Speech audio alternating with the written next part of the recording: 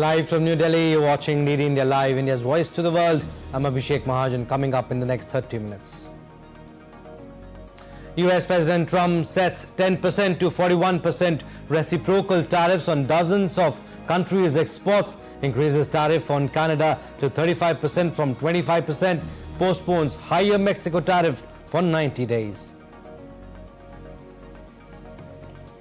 US Special Envoy Witkoff meets Israeli Prime Minister Netanyahu in a bid to salvage truce talks, also to visit Gaza amid hunger crisis. Heavy rain, flash floods hit New York City and New Jersey. State of emergency declared, over 40 million people at risk.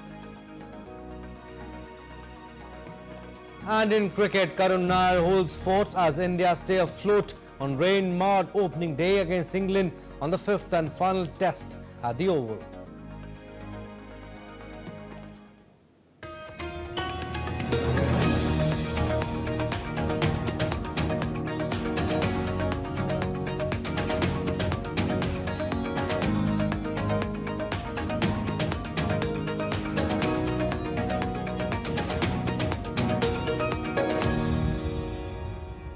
US President Donald Trump signed an executive order on Thursday imposing new tariffs on exports from dozens of trading partners including Canada, Brazil and Taiwan ahead of a Friday trade deal deadline. The order listed higher import duty rates of 10% to 41% starting in 7 days for 69 trading partners as the deadline approached. Goods from all other countries not listed would be subject to a 10% US import tax. Trump had previously said that rate might be higher. However, in a minor reprieve, the White House said the measures will take effect in a week. The policy includes certain exemptions. Goods that are loaded onto ships by August 7 and reach the US by October 5 will not be subject to the new rates, provided they were already in transit. While Asian countries including Thailand and Cambodia welcomed the reduced tariff rates, Canadian Prime Minister Mark Carney expressed disappointment as US raised tariffs on Canadian goods to 35% from 25%. Carney said the US has cited the cross-border flow of fentanyl to justify its step, even though Canada accounts for just 1% of US fentanyl imports and has been working intensively to further reduce the volumes. The Canadian PM vowed action to protect Canadian jobs, buy Canadian goods, invest in industrial competitiveness and diversify export markets. Meanwhile, Donald Trump said Canada must pay a fair rate after raising tariffs on certain Canadian goods from 25% to 35%.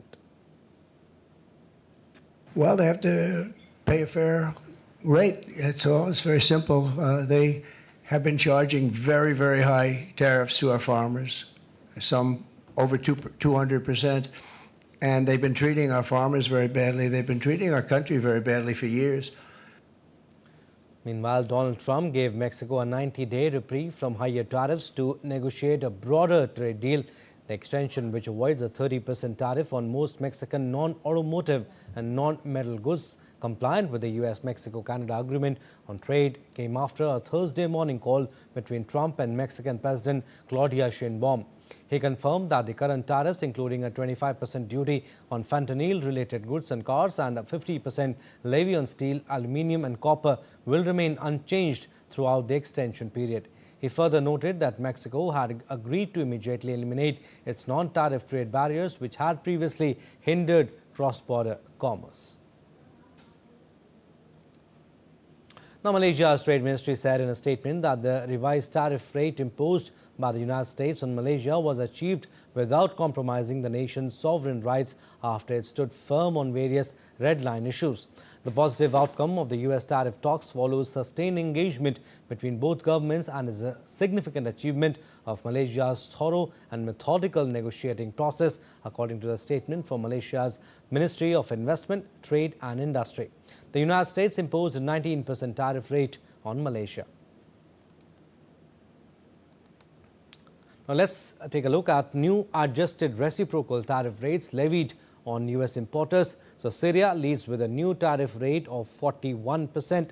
Laos and Myanmar have been given the highest duties in Trump's latest trade move, all at 40% or above. Iraq and Serbia are each being given a 35% tariff. 4 countries are being tariffed at a rate of 30%: Algeria, Bosnia, Herzegovina, Libya, South Africa. Pakistan emerges with lowest tariff rate of any South Asian country with 19%, while Bangladesh, Sri Lanka, Malaysia, Indonesia, Cambodia and Thailand face tariffs between 15 to 30%. US will charge a 15% tariff on imports from South Korea and Japan. Several countries saw substantial relief. Fiji, Guyana, Madagascar, once facing tariffs as high as 40 to 50%, now fall under the 15 to 20% tariff range. The European Union will now face a 15% blanket rate on most goods, down from 20%. President Trump's aggressive trade policies are shaking up the global economy. While he says these tariffs protect American jobs and manufacturing, businesses are already raising prices, leaving consumers to feel the impact at the checkout. Markets were volatile after the tariffs were announced, but have since steadied. These ups and downs are impacting pensions, jobs and interest rates for many. The US dollar has also dropped sharply amid uncertainty, and both the IMF and OECD have lowered their growth forecast for 2025.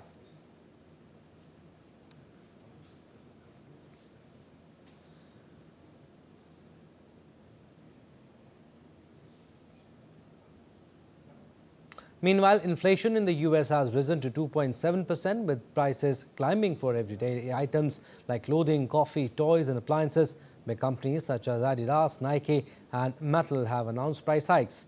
Tariffs and border delays are also pushing supply chains costs higher.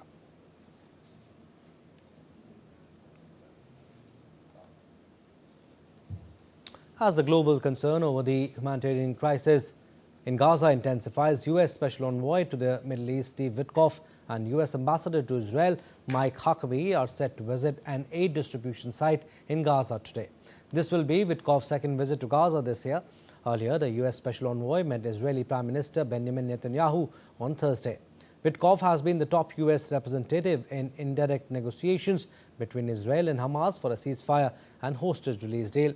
But talks in Doha broke down last week, and Israel and the United States recalled their delegations. Earlier, Witkoff visited Gaza in January. Israel is under mounting international pressure to agree to a ceasefire and allow the world to flood Gaza with food, with Canada and Portugal, the latest Western governments, to announce plans to recognize a Palestinian state. U.S. President Donald Trump on Thursday described the situation in Gaza as terrible. He said the United States recently contributed $60 million for food aid, but Hamas diverted money and food resources. Oh, it's terrible what's occurring there, yeah. It's a terrible thing. People are very hungry. You know, the United States gave $60 million for food, and it's a shame because nobody, I don't see the results of it. And we gave it to people that in theory are watching over it fairly closely. We wanted Israel to watch over it. Part of the problem is Hamas is taking the money and they're taking the food. But we gave $60 million a couple of weeks ago. Nobody said anything about it. Well, London's Heathrow Airport has unveiled a massive £49 billion expansion plan, including a third runway and new terminals in one of Europe's most ambitious airport projects in decades. The privately funded plan includes a £21 billion third runway and billions more for modernization and a new terminal. Heathrow says the expansion could nearly double passenger capacity to 150 million per year and add 30 new routes. Despite opposition from environmental groups and local residents, the UK's Labour government backs the plan as part of its strategy to boost economic growth. A rival bid from the Aurora Group proposing a cheaper alternative has also been submitted.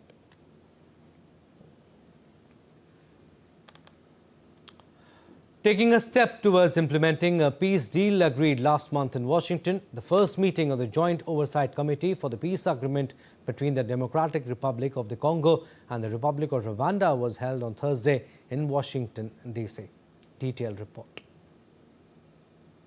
A peace agreement brokered by the White House to stem the bloodshed in the Eastern Democratic Republic of Congo, or DRC, was signed in Washington, D.C. on June 27th by officials of the two African nations. African Union, Qatar, and the United States attended the meeting of the committee in Washington. The Central African nation of Congo has been racked by conflict with more than 100 armed groups, the most potent backed by Rwanda, that have killed millions since the 1990s. The conflict traces its roots to the end of Rwandan genocide in 1994 when Hutu extremists fled to the DRC and continued their attacks on Rwanda's Tutsis. The Rwandan response led to the First and Second Congo Wars, during which the DRC accused Rwanda of targeting Hutu civilians and looting Congo's resources. The Rwanda-backed M23 rebel group is the most prominent armed group in the conflict, and its major advance early this year left bodies on the streets. The US played a key role in ending the conflict, but its commitment might depend on how much access it has to the minerals being discussed under separate negotiations between the American and Congolese governments. The mostly untapped minerals are estimated to be worth as much as $24 trillion by the US Department of Commerce. DRC will attract billions of dollars of Western investment to a region rich in tantalum, gold, cobalt, copper, lithium, and other minerals. With 7 million people displaced in Congo, the United Nations has called it one of the most protracted, complex, serious humanitarian crises on earth. Bureau Report, DD India. In other news, UNICEF has said that Bangladesh's first national multidimensional poverty index uncovers harsh realities for children and the people living in the country. According to the National Multidimensional Poverty Index released on Thursday, children are disproportionately impacted by deep-rooted challenges of poverty in Bangladesh, with almost 3 out of 10 children living in multidimensional poverty. The report underscores the urgent need to address child-specific deprivations in health, education and living standards that continue to undermine children's rights and potential. Overall, more than 39 million people in Bangladesh live in multidimensional poverty. Factors such as high inflation, lack of coordination across sectors and the recent civil unrest are hindering progress by limiting critical investments needed to address child poverty in all its dimensions. Gas pipeline construction in Lima, Peru led to the surprise discovery of a 1,000-year-old tomb believed to be from the ancient Chanque culture. Archaeologists found a funerary bundle, pottery and clay vessels hinting at a possible pre-Hispanic cemetery below the city. Known for their striking textiles and black and white ceramics, the Chanque lived along Peru's central coast before the Inca took over in the 15th century. Finds like these are common during urban development, revealing Peru's buried past one dig at a time.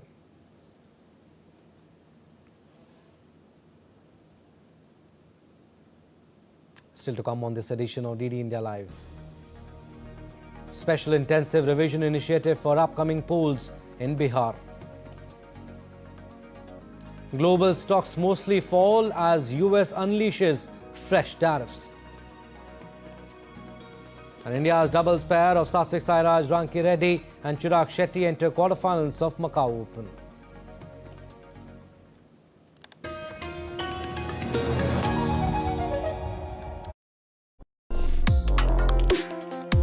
Complex issues, hidden agendas, twists and turns, strategic games. We think all dots are linked. We just need to connect them. Join me every week as I connect the dots to unravel hidden designs in statecraft, mysteries, and decode issues that matter to you. Watch Connecting the Dots with me at these times on DD India.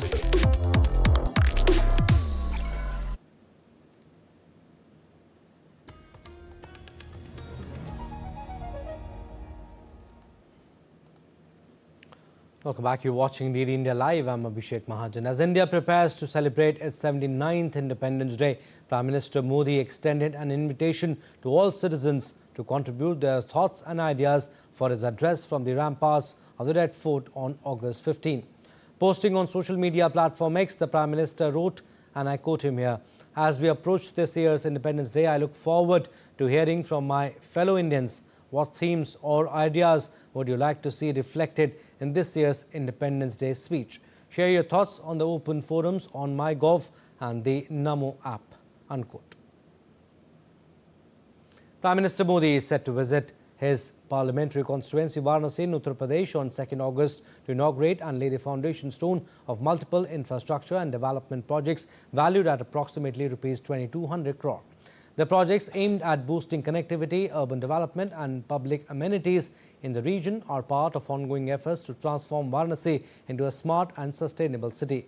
Spanning sectors such as infrastructure, education, healthcare, tourism, cultural heritage and urban development, with key highlights including road and power upgrades, riverfront and beautification of 21 parks, 47 drinking water schemes under Jal Jeevan Mission, enhanced school and hospital facilities.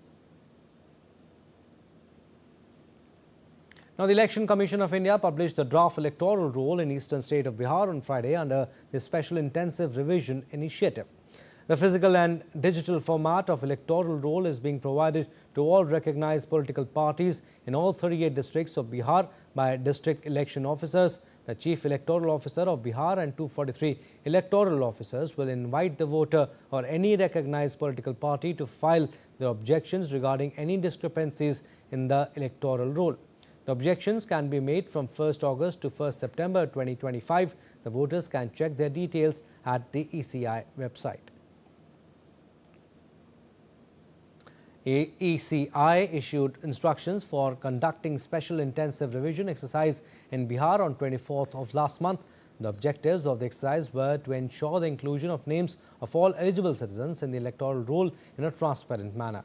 The last intensive revision for Bihar was conducted by the Commission in the year 2003. In India, every first of the month, several changes are made and implemented with major rules. This time, several financial rules are set to come into force that will impact the pocket of the common man. The Reserve Bank of India had announced the extension of trading hours of the call money market repo and tri-party repo markets in two phases. The first phase effective from July 1st, 2025. Meanwhile, in the second phase, the trading hours for market repo and TREPs will be extended with the new timing set from 9 a.m. IST to 4 p.m. IST effective August 1st, 2025. National Payments Corporation of India has introduced UPI transactions rule to reduce system load and ensure smooth transactions effective from today. Key updates include you can check your balance a maximum of 50 times per day. Bank account list linked to your mobile number can be viewed only 25 times a day. Auto-pay transactions for EMI, SIPs or OTT subscriptions will be processed during non-peak hours. Failed transaction status can only be checked 3 times and the receiver's name will always be visible during payments to avoid wrong transfers.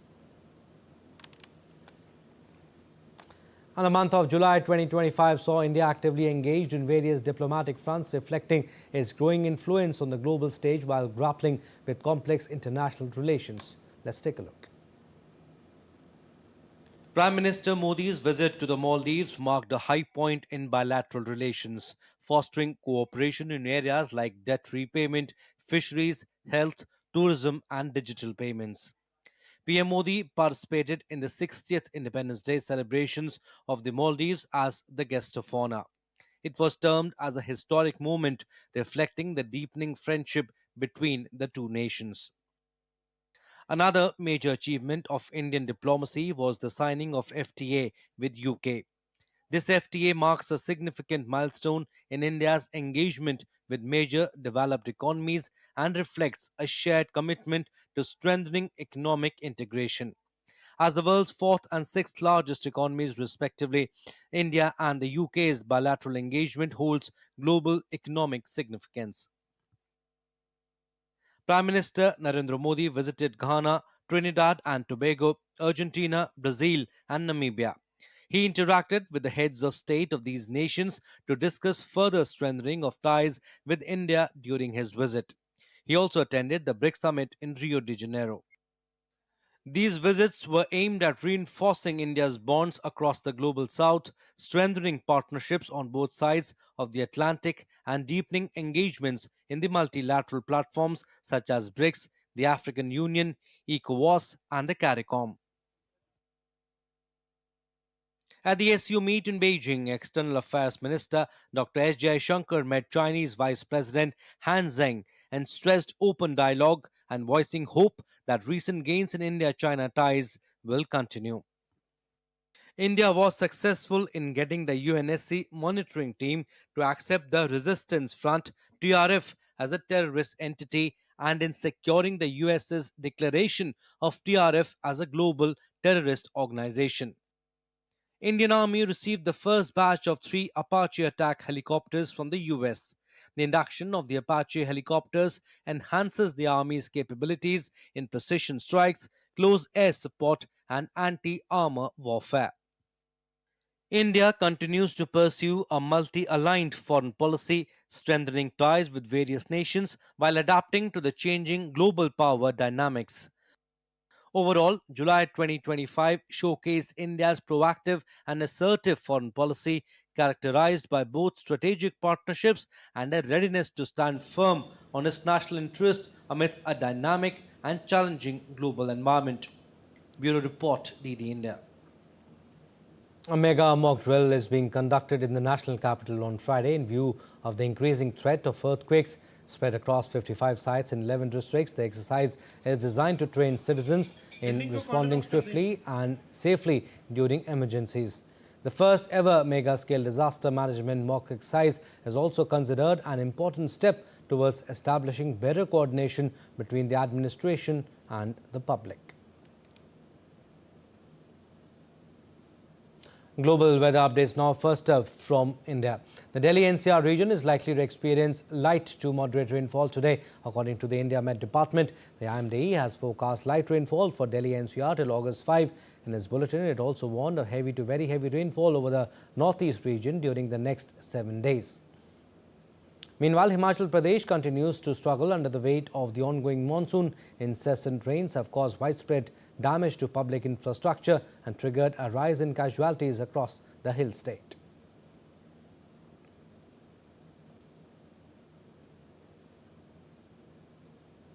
In Madhya Pradesh, several districts situated near rivers are facing flood-like situations with hundreds of villages submerged. Gwalior-Chambal region is among the worst hit due to rising water levels in the Chambal River, triggered by water releases from Rajasthan's Kota Barrage and Nonar Dam.